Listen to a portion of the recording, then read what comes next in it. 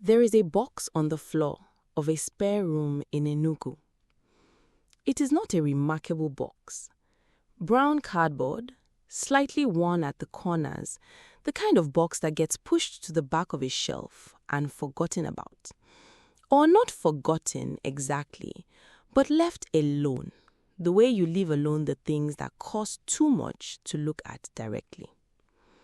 Inside that box is a folder, and inside that folder are drawings. Architectural drawings, precise, extraordinary, the kind that belong to a mind that was trained to see the world in terms of structure and foundation and what endures. Lines that speak in a language Urenna Dike knows well, because she has spent the last several years of her life learning it. Lines that are, in ways she is only now beginning to understand, the reason she knows it at all. She is sitting on the floor of this spare room. It is mid-afternoon. The light coming through the window is the particular flat gold of Harmattan, and it falls across the drawings in her hands and makes them look almost luminous. She is not looking at the light.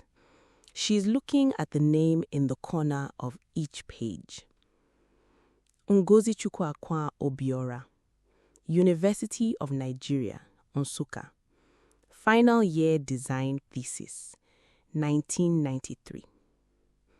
Her mother's name, her mother's work, her mother's mind, the version of her mother that existed before Urenna existed, before there was a daughter to pour everything into, before the quiet, structural, decades-long dismantling that Urenna is only now, sitting on this floor, beginning to fully understand. She has been in this house for 3 weeks. Her mother is in the next room, recovering. The stroke came without warning, the way strokes do. Mid-evening, mid-sentence in the kitchen where Ngozi Chukwuakwa had spent 25 years holding everything together with both hands. Urenna Dike is 28 years old, and she is sitting on the floor of a spare room with her mother's drawings in her hands, and she is weeping. Not because her mother is sick, because she is finally, devastatingly, irreversibly seeing. So before we go any further, make sure you subscribe to this channel and turn on your notifications. Now, let's go back to the beginning. To understand what was in that box, to understand the full weight of what Urenna found on that Harmattan afternoon, you have to go back. Not to Urenna's childhood, not yet. You have to go back further. Back to a woman who did not yet have a daughter. Back to a woman who was, in every meaningful sense, entirely her own. Enugu, early 1990s. Ngozi Chukwuakwa Obiora was 23 years old. Say that again and feel it. 23 years old. Because that age matters. That age is the age of arrival. The age when everything you have worked for begins to take shape in front of you. When the future stops being abstract and starts being real. When you can finally see, with the clarity of someone who has earned the right to look, exactly where you are going. And Ngozi Chukwuakwa could see it, clearly, completely. She was the first daughter in a family of 6 children from Oji River. Her father was a school teacher, a man who believed with the quiet conviction of someone who had watched education transform lives from the inside, that the only inheritance worth leaving his children was the education of their minds. He had given that inheritance to all 6 of his children. But in Ngozi Chukwuakwa, something had taken root that went beyond inheritance, something that was entirely, irreducibly hers. She had graduated from the University of Nigeria, Nsukka, with a degree in architecture. Not simply graduated, distinguished herself in a department and an era where female architects were rare enough to be genuinely remarkable. Ngozi Chukwuakwa Obiora had not merely passed through, she had left a mark. Her final year thesis was a proposal for low-cost sustainable housing models specifically adapted to the environmental conditions of the Nigerian southeast. Her supervisors had praised it in terms that were not routine, not the careful diplomatic language of academics managing expectations, real terms, the kind of terms that said, this mind does not simply learn the rules of a discipline, it interrogates them, it asks what they are for. She had a job offer, a real one, from a mid-sized architectural firm in Lagos that had recruited her before she had collected her certificate. Not a probationary offer, not a junior administrative role offered to a woman because nothing better was available. A genuine position, extended because the firm had looked at her work and understood that they were looking at someone who would matter. She had a future, mapped out with the quiet confidence of someone who had earned the right to imagine it, Lagos, the firm, the career, and the particular freedom of a woman who has built something entirely by her own hands and knows it. And she had, perhaps most importantly, a sense of herself. This is the thing that is hardest to explain and most important to understand. Ngozi Chukwuakwa Obiora, at 23, had an interior life that was entirely her own, not constructed around anyone else's needs, not shaped by anyone else's expectations, not defined by the accumulated pressure of what a woman in her community was supposed to want. She knew what she thought. She knew what she valued. She knew, with the bone-deep certainty of someone who has spent years developing a real skill, what she was capable of. She had all of this. She was standing at the exact threshold of everything she had worked toward, luminous with the particular brightness of someone who has not yet learned that the world does not always honor what it once promised. And then she met Obiajulu Dike at a cousin's wedding in Awka. And the threshold began, slowly, quietly, almost imperceptibly, to shift. Obiajulu Dike was not a cruel man. This must be said clearly, and it must be said first, because the story of what happened to Ngozi Chukwuakwa is not a story about a monster. There is no villain here, no raised fist, no deliberate destruction, no man who looked at a brilliant woman and decided consciously to dismantle her. That would almost be easier to understand. What happened instead was ordinary. That is what makes it so hard to look at directly. Within 14 months of that wedding in Awka, Ngozi Chukwuakwa was pregnant. Within 24 months, she was a wife. The marriage was not unhappy. That also must be said. Obiajulu was ambitious, attentive in his own way, a civil engineer with his own career and his own sense of how a life should be organized. He was not a man who wanted his wife to suffer. He was a man who was not paying careful enough attention to the difference between a wife who was content and a wife who had learned to make her discontent invisible. And in the natural, unremarkable, completely undramatic way that two lives settle into one, it was Ngozi Chukwuakwa's architecture career that gave way first. The Lagos job offer was declined. There were reasons. There are always reasons. Obiajulu's work was in Enugu. A long-distance marriage was impractical.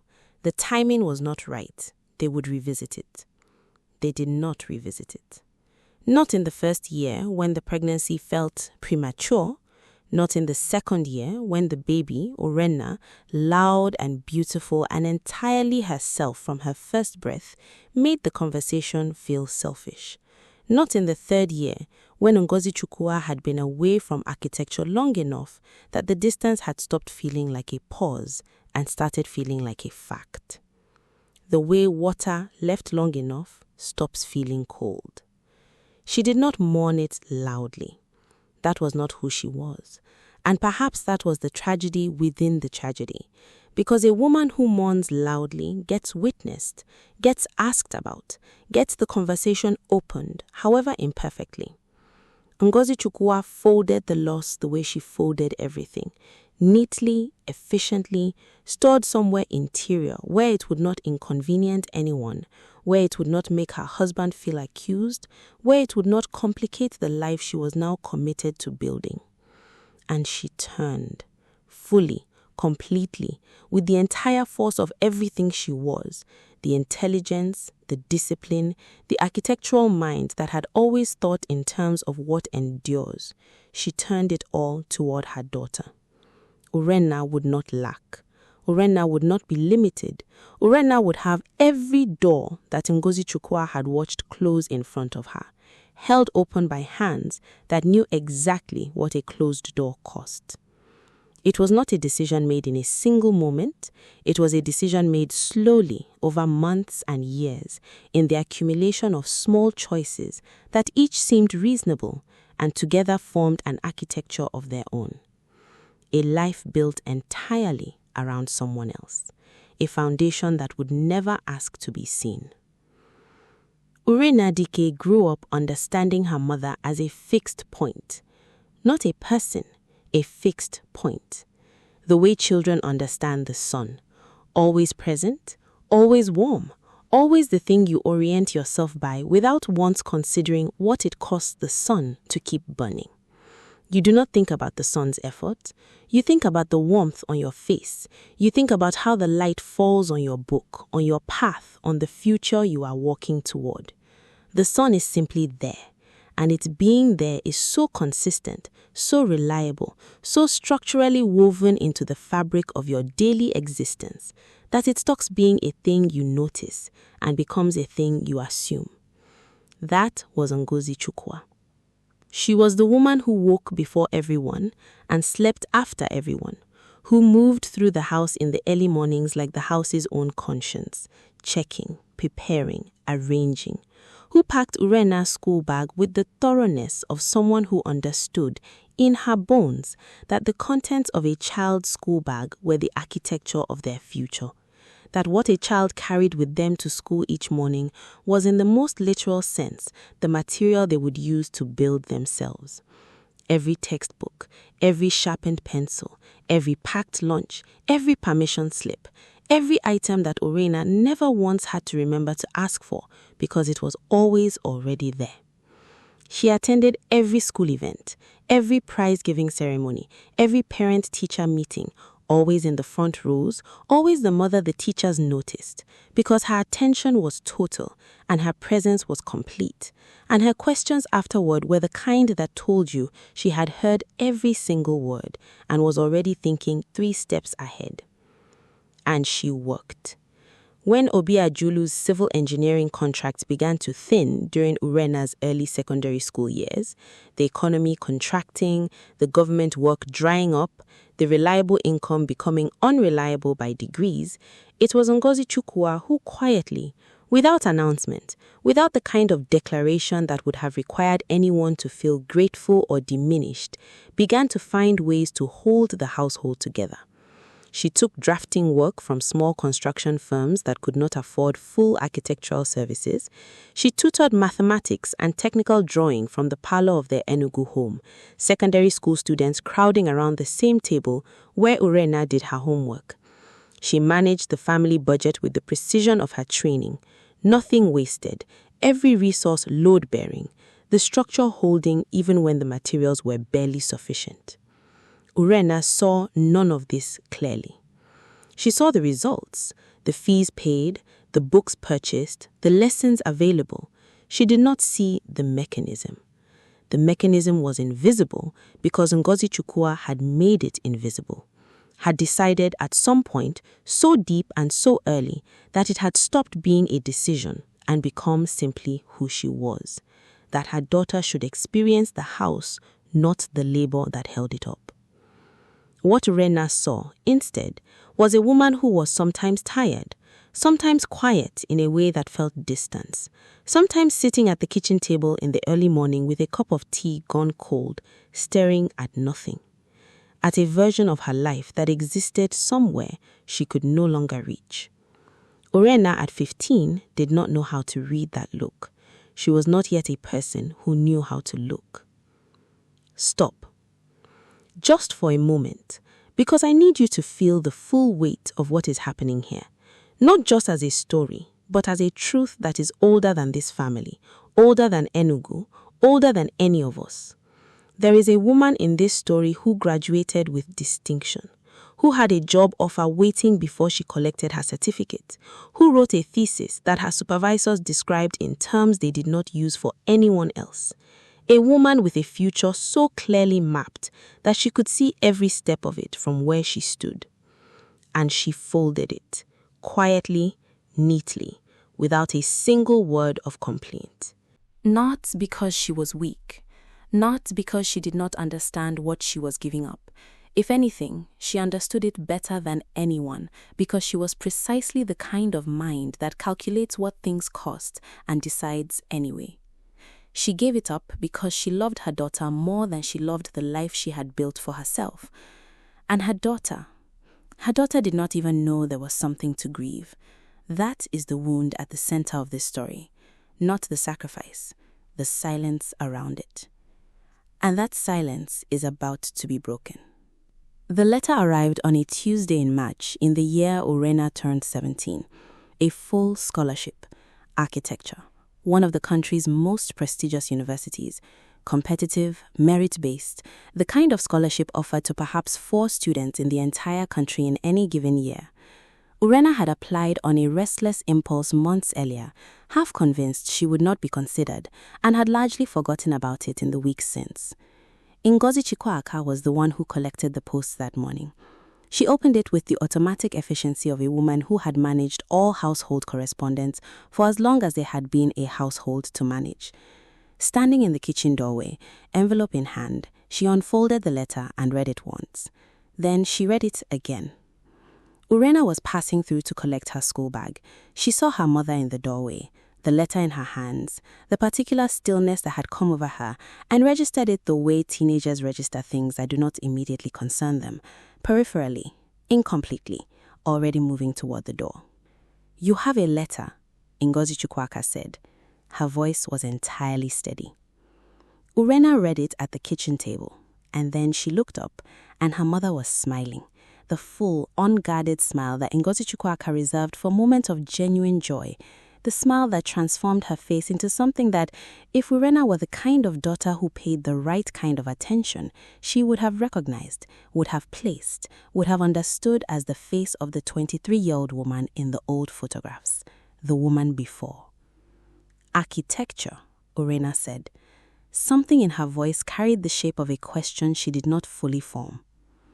"It is a good cause," Ngozi Chukwaaka said, simply, without elaboration.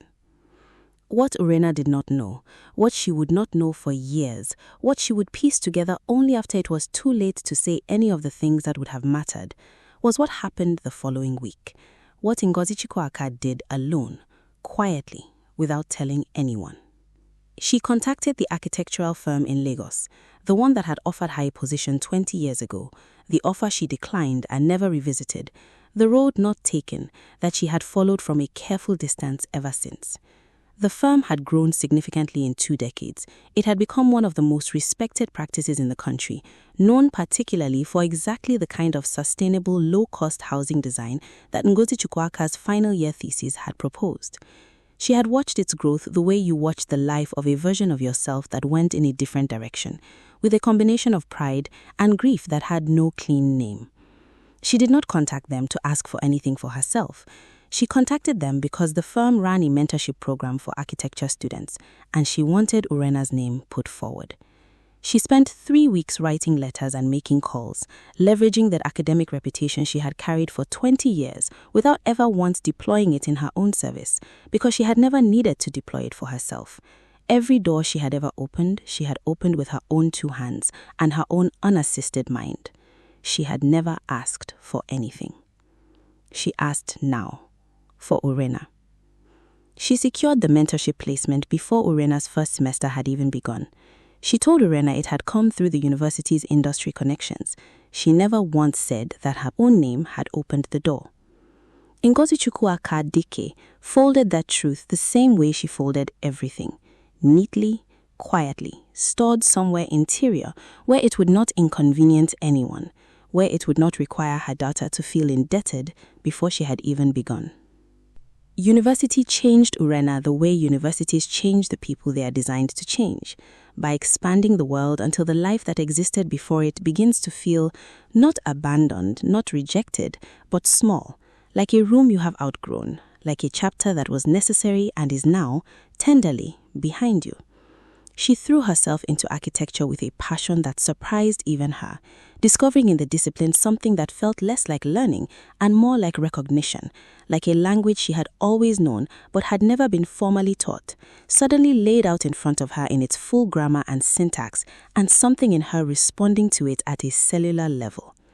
Her lecturers noticed. They said things about her work that were, though neither she nor they knew it, remarkably close to the things that had been said about her mother's work in the same discipline 2 decades before. The same precision, the same instinct for what endures, the same quality of mind that does not merely absorb the rules of a thing, but interrogates them, asks what they are for, pushes against them to see what holds. She was driven. She had internships, design competitions, a social life that hummed with the particular energy of a young woman becoming herself in a new city, surrounded by people who reflected her ambitions back at her and made the future feel not just possible, but inevitable. She called home every Sunday, then every other Sunday. Then when she remembered, which was most Sundays but not all of them, and sometimes the call was brief because she was in the middle of something, she had somewhere to be, she would call properly next week. She always did.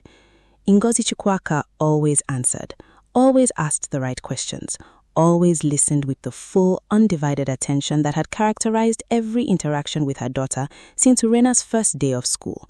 And never, not once, across all those Sunday calls, long and short, and occasional, did she mention the cold tea at the kitchen table, or the drafting work taken in from firms that paid too little, or the letter from Lagos that she had read twice in a kitchen doorway with a steady voice and then filed away in a part of herself she had long since learned to keep quiet.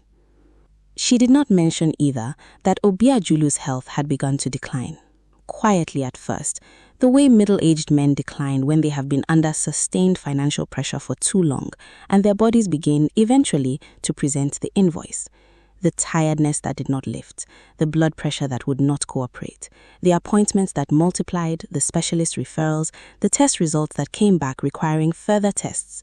Ngozi Chukwuka managed it the way she managed everything, found the doctors, navigated the system, adjusted the household budget yet again to accommodate what the household now required. She did not call Urena to explain any of this. Urena had examinations, a design competition with a deadline. The timing was not right. The timing, with Ngozi Chukwuka, was never right, because Ngozi Chukwuka was always protecting the timing. Urena graduated with distinction. The ceremony was held on a bright Harmattan morning, the kind of morning that makes everything look clean and newly possible, the sky a hard, beautiful blue, the air carrying that particular dry clarity that feels like the world has been rinsed overnight and set out to dry, the kind of morning that makes you feel, standing inside it, that things have gone the way they were supposed to go. Ngozi Chukwuka sat in the audience in a deep purple Ankara that she had bought specifically for this day and saved for 3 months to afford.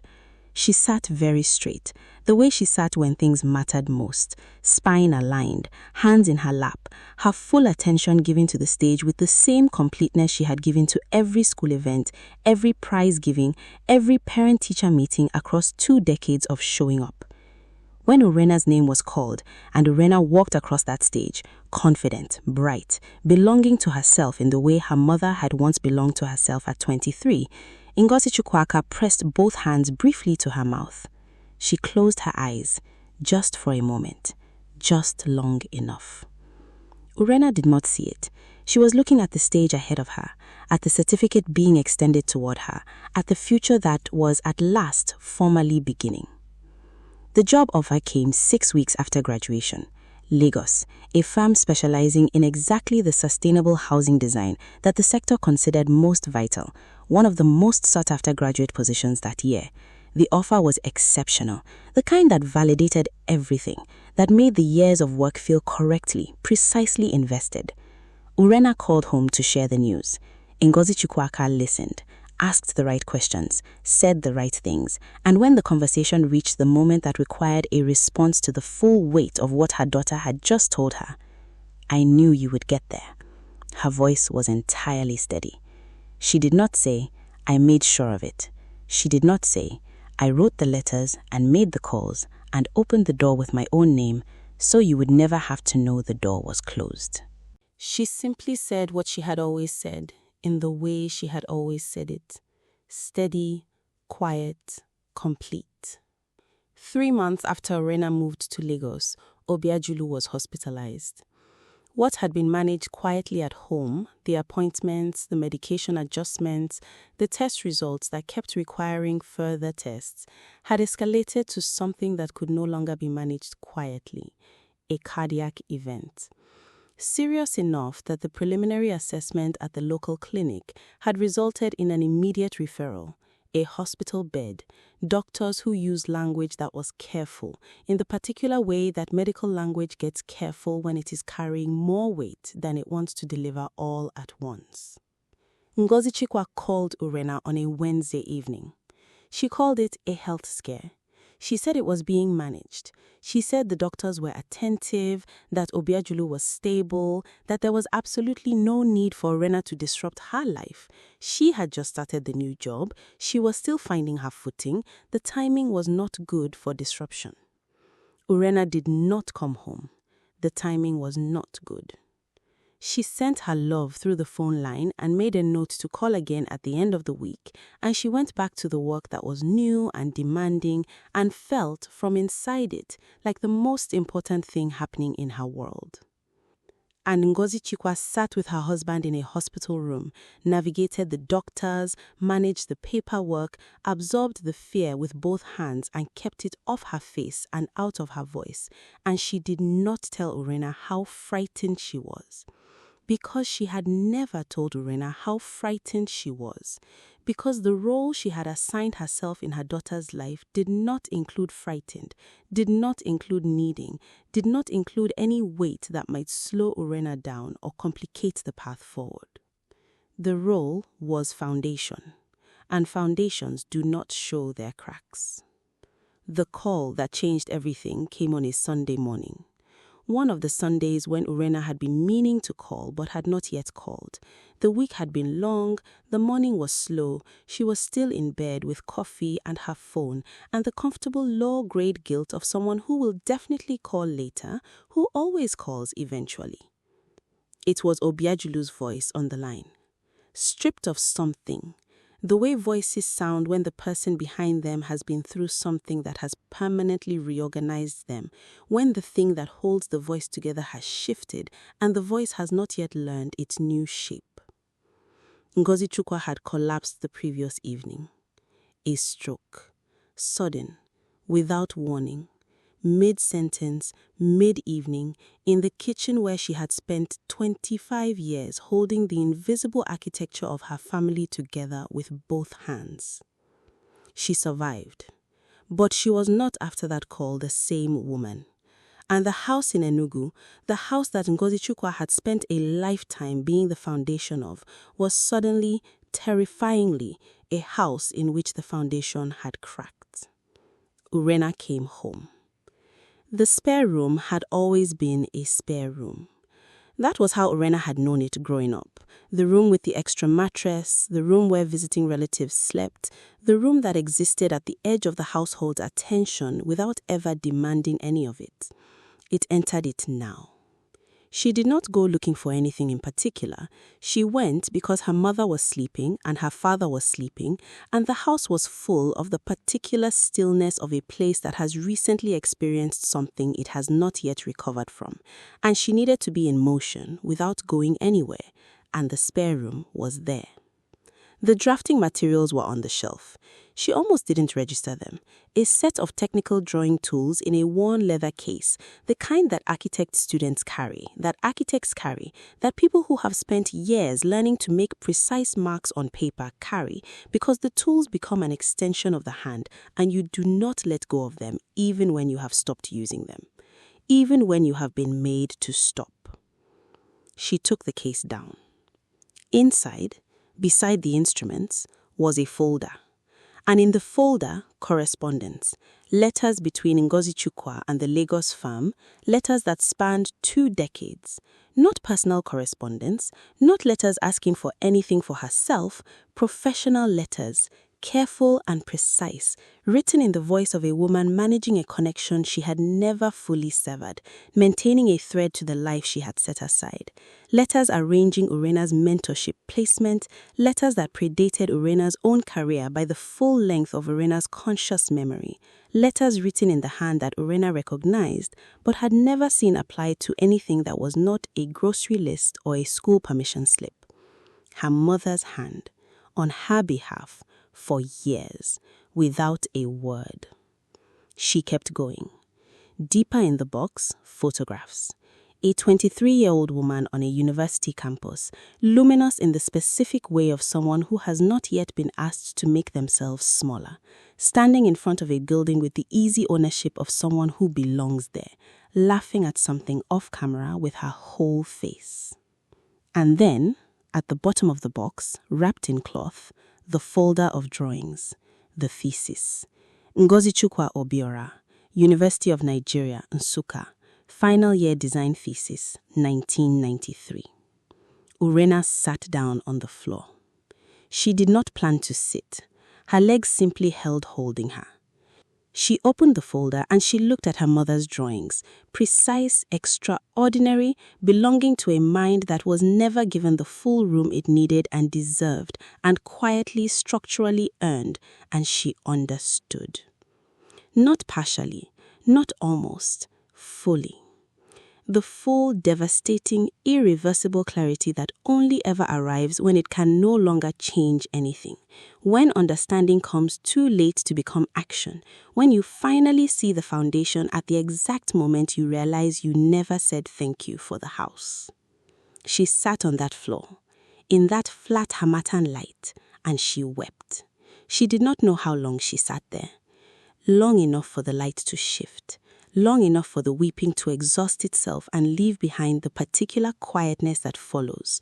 Not peace, not resolution, but the stillness of a person who has cried past the point where crying changes anything and arrived somewhere on the other side of it that has no clean name. She gathered the drawings carefully, held them against her chest, walked down the hallway to her mother's room. Ngozi Chukwu was awake. She was propped against the pillows, her face carrying the new stillness of someone navigating a body that had become unfamiliar, slower, more deliberate, every movement requiring a negotiation that was not necessary before. The stroke had taken things. Ngozi Chukwu was in the process of learning, with the same quiet discipline she had applied to every difficulty of her life, exactly what it had taken and what remained. What remained in her eyes was unchanged. She looked at her daughter standing in the doorway with the drawings pressed to her chest and the evidence of weeping still on her face, and in Ngozi Chukwu's eyes was the same thing that had always been there, the same thing that had been there since the first day of school, and the scholarship letter, and every Sunday phone call, and every moment across the entire architecture of Urena's life. Just Urena. Only ever Urena. "Mama," Urena said, and then she could not say anything else for a long time. She sat down beside the bed. She took her mother's hand, and Ngozi Chukwu slowly, deliberately, with the steadiness that had never once left her, covered her daughter's hand with her own. "You got there," she said. "That was the point." Urena Dike is 31 years old now. She works at the Lagos firm, the same firm her mother's name helped open a door to before Urena had even arrived to knock on it. The same firm that has spent 2 decades practicing exactly the sustainable housing design that a 23-year-old woman from Oji River had proposed in a thesis that the right people never fully read. She is good at her work. Exceptionally good, her colleagues say. There is something about the way she approaches a project, particularly the early stages, the foundational work, the parts of the process that are invisible in the finished structure, that sets her apart, something attentive and thorough and almost fierce in its refusal to treat foundations as afterthoughts. She visits Enugu every month without exception. She does not wait for occasions. She does not need a reason beyond the reason that has always been there and that she simply for too many years failed to honor. She sits with her mother in the afternoons. Sometimes they talk properly about the drawings and the firm and the thesis and all the things that were never said, conversations that are sometimes painful and always necessary. Sometimes they simply sit. And Orena has learned finally the difference between presence and proximity. Has learned that sitting beside someone and truly being there are not the same thing, and that the second is a skill you have to practice.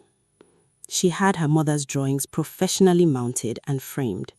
Every page of that final year thesis, precise, extraordinary, belonging to a mind that was given too small a room and filled it with something that deserved a cathedral. They hang in the living room of her Lagos apartment, where she sees them every morning when she leaves for work. The guilt has not left. She does not expect it to leave. It sits in her the way grief sits in people who have loved imperfectly. Not as punishment, but as information, as the evidence of a love that arrived at its full understanding too late, and has decided to spend the rest of its time making sure nothing else important goes unseen. She has never stopped being grateful. She has never stopped being wrecked quietly by the specific grief of understanding too late. But she has never stopped building. Because that, she has come to understand, is what her mother was always asking for. Not gratitude, not recognition, not the acknowledgement of sacrifice that was never performed for an audience. Just build something with what I gave you. Make it worth the giving. The soil remembers what is poured into it. So do daughters when they finally learn to look down on the ground they are standing on and understand whose hands prepared it. Some foundations never ask to be seen. The least we can do is see them anyway. If this story moved you, if somewhere in the last few minutes a face came to mind, a mother, a grandmother, a woman who quietly moved her own life out of the way so yours could fit, do not let that feeling pass without doing something with it. Call her, visit, sit with her in the afternoon and actually be there. And if you want more stories like this, stories that reach into the truth of African life and bring back something real, something that stays with you, subscribe to Stories by Abby. Share this video with someone who needs to hear it. Leave a comment below. Tell me her name. She deserves to be named.